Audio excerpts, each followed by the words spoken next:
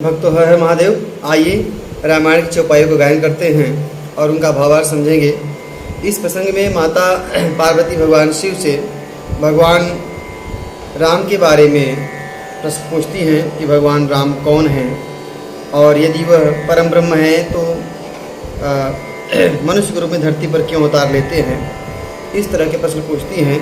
जैसे कि प्रश्न पिछले प्रसंग में आपने सुना होगा, भरद्वाज जी ने महर्षि याज्ञवल्क्य जी से प्रश्न पूछा था। ठीक उसी तरह के प्रश्न माता पार्वती भगवान शिव से पूछती हैं। तो आइए चौपाया गायन करते हैं और उनका भाव समझेंगे। हरिहर विमुख धर्मरति नाही, ते नर तह सप नेहु नहीं जाही।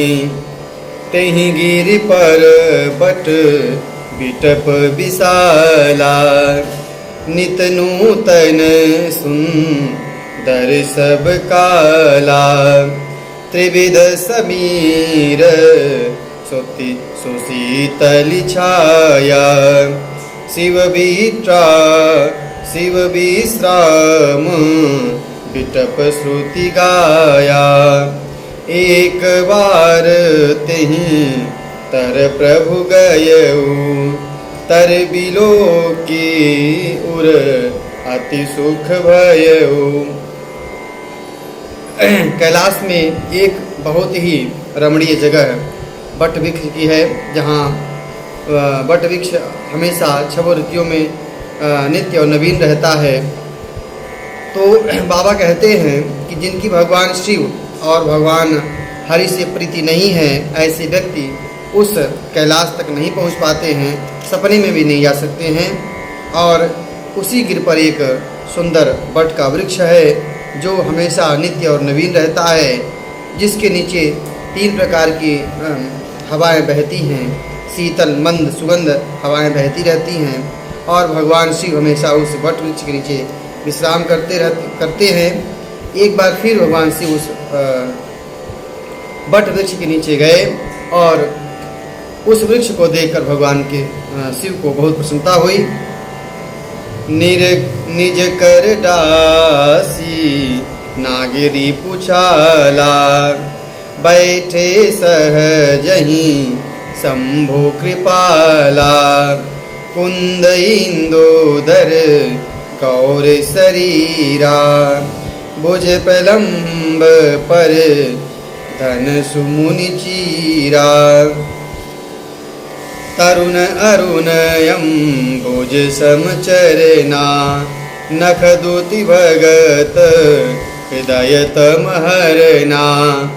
भुजग भूति भूषण त्रिपुरारी, आननु शरद चंद छविहारी।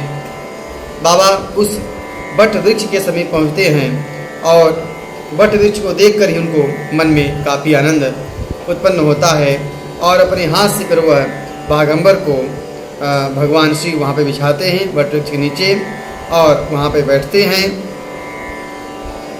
उनके गले में भुजंग सांप उनके आभूषण हैं, जो कि त्रिपुरासुर का मर्दन करने वाले हैं, आनंद के धाम हैं और जिनके मस्तक में चंद्रमा शोभा पा रहा है।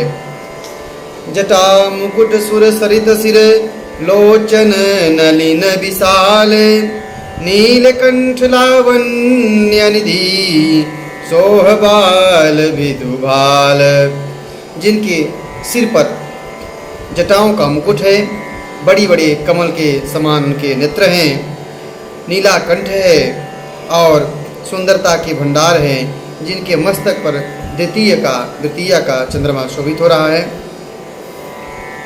भगवान शिव की शोभा का वर्णन है आगे की चौपाइयों में। बैठे सोह कामरी पुकैसे, धरे शरीरू शांत रसु जैसे।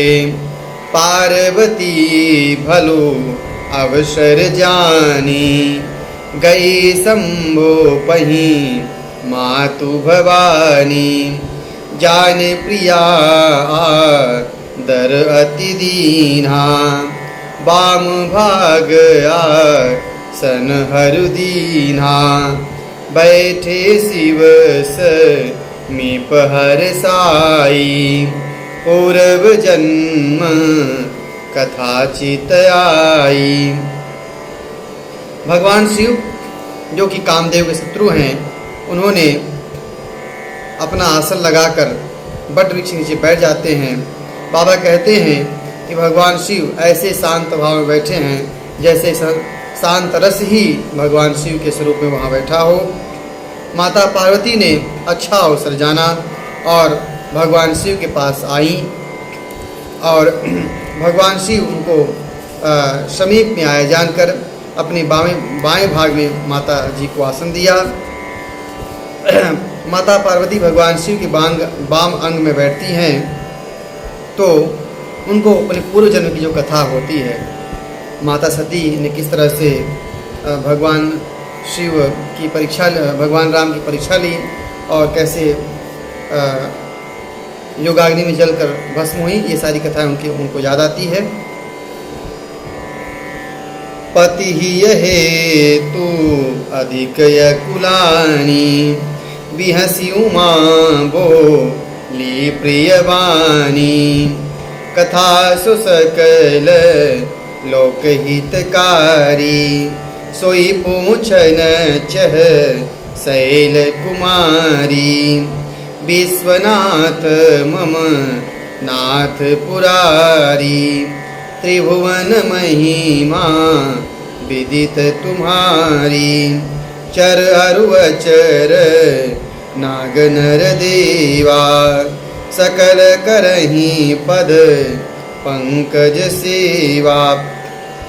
स्वामी के हृदय में अधिक प्रेम समझकर पार्वती जी हंसकर प्रिय वचन बोली और उन्होंने कहा कि जो कथा सभी लोगों को हित करने वाली है, उस कथा को मैं पूछना चाहती हूँ।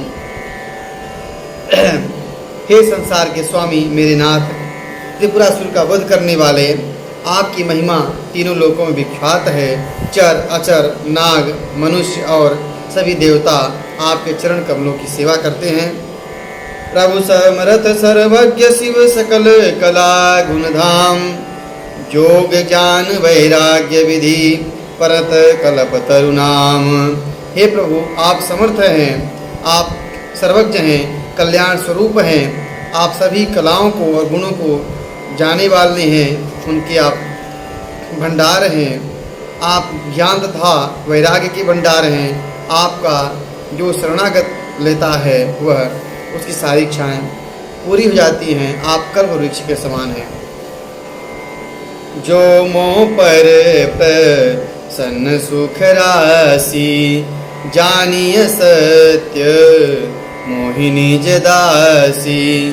तो प्रभु हर हूँ मोर अज्ञाना, कहि रघुनाथ कथा विधि नाना।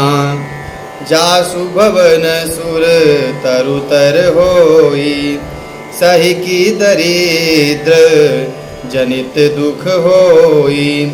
शशिभूषण अस हृदय विचारी, हरहु नाथ मम मति भ्रम भारी। माता कहती हैं कि हे सुख की राशि, आप मुझ पर प्रसन्न हो और सचमुच मुझे अपनी दासी समझकर मुझे आप मेरे एक जान को हरिए और भगवान श्री राम जी की कथा को विभिन्न प्रकार से आप मुझे कहकर समझाकर कहिए, जिससे जिस घर में कल्प वृक्ष होता है उस घर में भला दरिद्रता कैसे आ सकती है। हे नाथ, ऐसा हृदय विचार कर मेरी बुद्धि को भ्रमों से दूर करिए। प्रभु जे मुनि परमार्थ वादी, कहाँ ही राम कहू ब्रह्मयनादि। शेष शारदा वेद पुराना, सकल कहीं रघुपति गुण गाना। तुम पुनि राम राम दिन राति, सादर जपहूँ अनंग अराती।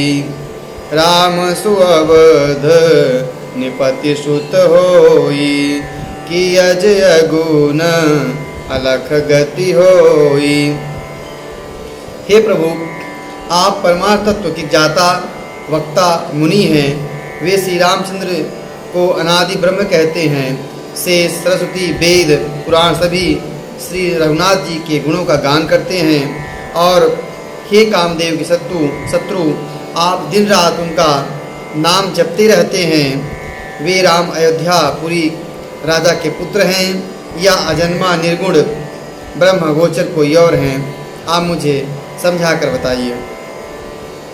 जो निपतनयत ब्रह्म किमि नारी विरहमति भोरी, देख चरित महिमा सुनत भ्रमति बुद्ध अति मोरी।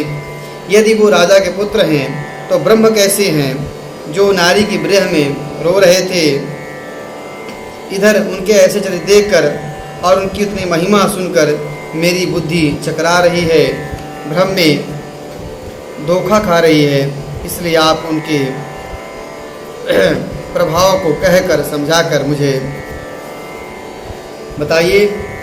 ठीक इसी तरह से प्रश्न याज्ञवल्क्य ऋषि से भरद्वाज ऋषि ने पूछा था। उन चपाइयों को हम फिर से दोहराते हैं एक बार। एक राम अब देश कुमारा, तिनकर चरित विदित संसारा, नारी विरह दुख लहेउ अपारा, भयउ रोसुरन रावण मारा। याज्ञवल्क्य जी पूछते हैं भरद्वाज ऋषि जी याज्ञवल्क्य जी से पूछते हैं कि एक राम तो अवधेश कुमार राजा दशरथ जी के पुत्र थे, जिनका चरित्र संसार सब जानता है, जो नारी की विरह में दुखी हुए और क्रोध में रावण को मारा। ठीक इस तरह से प्रश्न माता पार्वती भगवान शिव से पूछती हैं। आगे कथा हम अगले भाग में सुनाएंगे। हर हर महादेव।